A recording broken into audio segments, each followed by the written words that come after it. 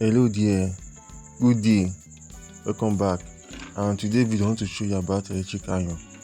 This electric iron, most iron that you see now have a thermostat, and this thermostat is very important in an electric iron.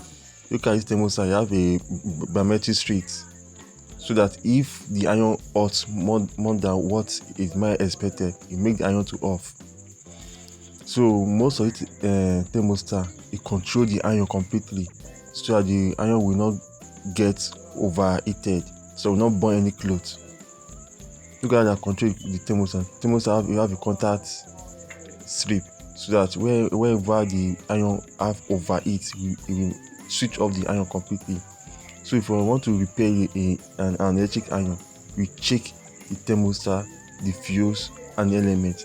These are the three components that make this iron to work perfectly.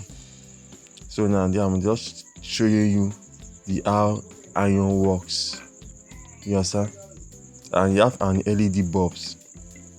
It's to show you that the electric bulb controls the thermostat, also control the electric bulbs also. You understand? So if the iron off, the bulb too will also off. It's just to control together with thermostat. So everything is all here is based on controllable. So if I talk about electric iron, you should understand that this thermostat is very important for an electric iron. So if you are an engineer and they ask you to repair an electric iron, just know that these three components are one of the major things to repair for an electric iron. So it's very important. So you have to choose between what you know how to do best. So these three components are ready. Then the last thing about electric iron is the cable. Yes, the cable, if the cable is bad, you have to change it. But if the cable is not bad, then you go deep inside the electric iron.